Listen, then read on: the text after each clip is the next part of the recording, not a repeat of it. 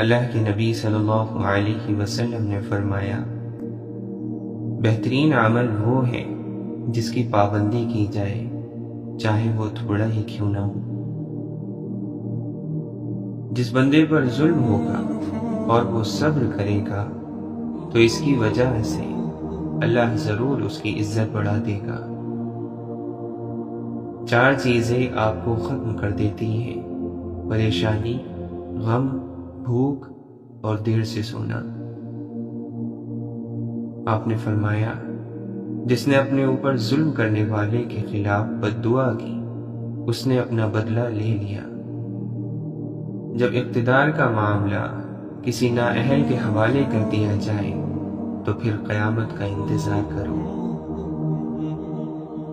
جو شخص اپنے دل میں بڑا بنا اور اپنی چال میں اکڑ کر چلا، وہ اللہ سے اس حال میں ملے گا کہ اللہ تعالیٰ اس پر سخت غصے میں ہوگا۔ 3 قسم کے لوگوں کے جرم کی سنگینی کا مت پوچھو: اللہ کی چادر یعنی تکبر کو چھیننے والا، اللہ کے معاملے میں شک کرنے والا، اور اللہ کی رحمت سے نا امید ہونے والا۔ خدا اس پر رحم کرے جو اپنی زبان کو مسلمانوں کی بدگوئی سے روکتا ہے۔ میری شفاعت نہ تان کرنے والوں کے لیے ہے، نہ تان کرنے والیوں کے لیے۔ ہر شخص کی آسمان میں ایک شہرت ہوتی ہے۔ اگر اس کی شہرت آسمان میں اچھی ہے تو زمین میں بھی اچھی ہوگی، اور اگر آسمان میں شہرت بری ہے تو زمین میں بھی بری ہوگی۔ آپ یہ دعا کرتے: اے اللہ، مجھے اپنے حرام کے مقابلے میں اپنے حلال کے ساتھ کافی ہو جا، اور اپنے فضل سے مجھے ہر اس چیز سے بے پرواہ کر دے جو تیرے سوا ہے۔ آپ نے فرمایا، آدمی کی سعادت یہ ہے کہ اللہ تعالیٰ نے جو اس کے لیے مقدر فرمایا ہے وہ اس پر راضی رہے، اور آدمی کی محرومی یہ ہے کہ اللہ تعالیٰ سے خیر مانگنا چھوڑ دے، اور یہ بھی آدمی کی محرومی ہے کہ اللہ تعالیٰ نے جو اس کے لیے مقدر فرمایا وہ اس سے ناراض ہو۔ عمر میں اضافہ اچھے برتاؤ سے ہوتا ہے۔ وہ شخص ایمان کا مزہ چکھ لے گا جو اللہ کو پروردگار سمجھ کر، اسلام کو اپنا دین قرار دے کر، اور محمد صلی اللہ علیہ وسلم کو رسول یقین کر کے راضی ہو گیا۔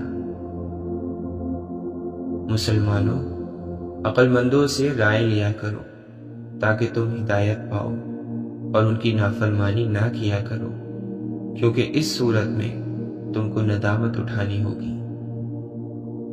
اپنی قوم کے نادانوں کے ہاتھ تھام لیا کرو اس سے پہلے کہ ان پر عذاب الہی نازل ہو۔ آپ نے فرمایا، جو شخص 10 آدمیوں پر بھی حکومت رکھتا ہو، وہ قیامت کے دن ایسی حالت میں حاضر کیا جائے گا کہ اس کی مشقیں کسی ہوئی ہوں گی، یہاں تک کہ یا تو اس کا انصاف جو اس نے دنیا میں کیا ہوگا اس کی مشقیں کھلوا دے گا، اور یا بے انصافی جو اس نے دنیا میں کی ہوگی اس کو ہلاکت میں ڈال دے گی۔ تیرے نیک دوست کی مثال ایسی ہے جیسے ایک خوشبو بیچنے والا، وہ خوشبو تجھے دے یا نہ دے تو بھی اس کی خوشبو کی مہک تمہارے دماغ تک ضرور آئے گی۔ مسلمانوں، اپنے گھروں میں اکثر قرآن پڑھتے رہا کرو، کیونکہ جس گھر میں قرآن نہیں پڑھا جاتا اس میں خیر و برکت نہیں ہوتی۔ مومن وہ ہوتا ہے جس کی اپنی جان خواہ تنگی میں ہو لیکن دوسرے لوگ اس سے راحت میں ہو۔ جب تمہارے غم بڑھ جائیں اور تم ان غموں کو ختم کرنا چاہو تو مجھ پر درود بھیجو، یہ تمہارے غموں کو ختم کرنے کے ساتھ ساتھ تمہارے گناہوں کو بھی مٹا دے گا۔ عقل مند وہی ہے جو اپنا محاسبہ کرے اور موت کے بعد آنے والی زندگی کے لیے عمل کرے، اور بے وقوف وہ ہے جو اپنے نفس کو اس کی خواہشات کے پیچھے لگا دیں اور پھر اللہ تعالیٰ سے رحم و کرم کی لمبی لمبی امیدیں رکھیں۔ آپ نے فرمایا، تم کسی کی کمزوریوں کی تلاش میں نہ رہا کرو اور جاسوسوں کی طرح کسی کے عیب معلوم کرنے کی کوشش بھی نہ کرو۔ آنکھوں کا رونا اور دل کا خوف اللہ کی رحمت ہے۔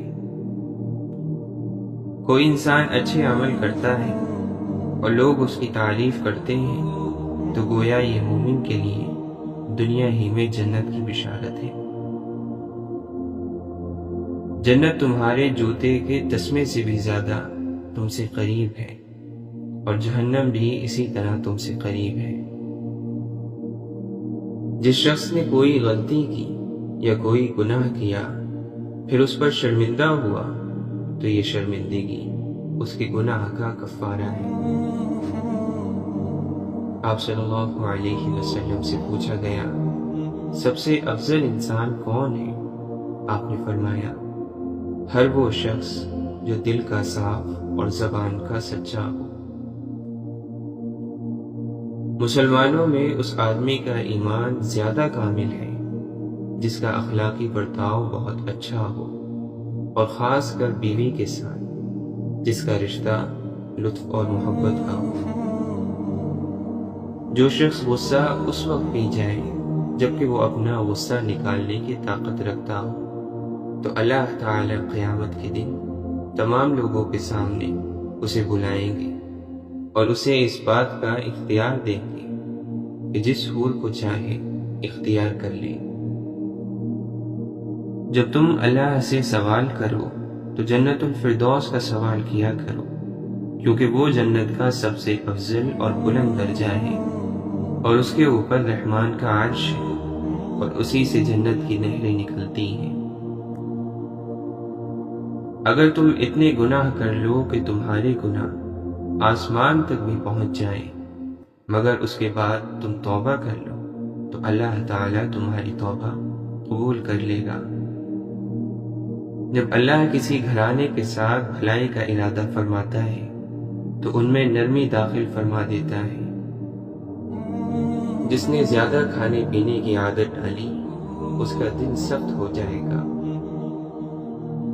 اللہ تعالیٰ صرف اس عمل کو قبول فرماتا ہے جو خالص اس کے لیے کیا جائے اور صرف اس کی رضامندی مقصود ہو۔ آپس میں محبت رکھنے والوں کے لیے نکاح سے بہتر کوئی چیز نہیں دیکھی گئی۔ اگر کوئی شخص اجازت کے بغیر تمہارے ہاں یعنی تمہارے گھر میں جھانکے اور تم کنکری مار کر اس کی آنکھ بھی پھوڑ دو تو تم پر کوئی گناہ نہیں ہے۔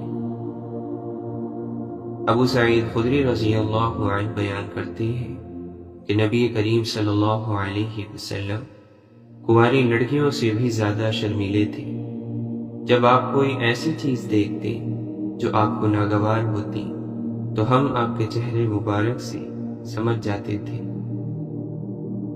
آپ نے فرمایا، ہم سب آخری امت ہیں اور قیامت میں سب سے پہلے ہمارا حساب ہوگا۔ پکارا جائے گا، امت امیہ اور اس کا نبی کہاں ہے؟ گو ہم سب سے آخر میں ہیں مگر قیامت میں سب سے پہلے ہو جائیں گے۔ آپ نے فرمایا، لوگوں پر ایک ایسا زمانہ آئے گا جس میں انسان اس بات کی پرواہ نہیں کرے گا کہ اس نے جو مال کمایا ہے وہ حلال ہے یا حرام۔ قیامت کے روز جب سب کے سب مسلمان اللہ کے سامنے سجدے میں گر جائیں گے تو وہ جو دنیا میں دکھاوے اور شہرت کے لیے سجدہ کرتے تھے وہ بھی سجدہ کرنے کی کوشش کریں گے، لیکن ان کی پیٹھ تختے کی طرح ہو کر رہ جائے گی یعنی اکڑ جائے گی۔ آپ نے فرمایا، میرے رب نے مجھ سے وعدہ فرمایا ہے کہ آپ کی امت کے 70,000 لوگ بلا حساب و کتاب جنت میں داخل ہوں گے جن پر کوئی عذاب نہ ہوگا۔ ہر 1000 کے ساتھ مزید 70,000 ہوں گے۔ اللہ کے نبی صلی اللہ علیہ وسلم نے فرمایا کہ اللہ فرماتا ہے، میرا بندہ میرے بارے میں جو گمان کرتا ہے میں اس کو پورا کرنے کے لیے اس کے پاس ہوتا ہوں، اور جب وہ مجھے پکارتا ہے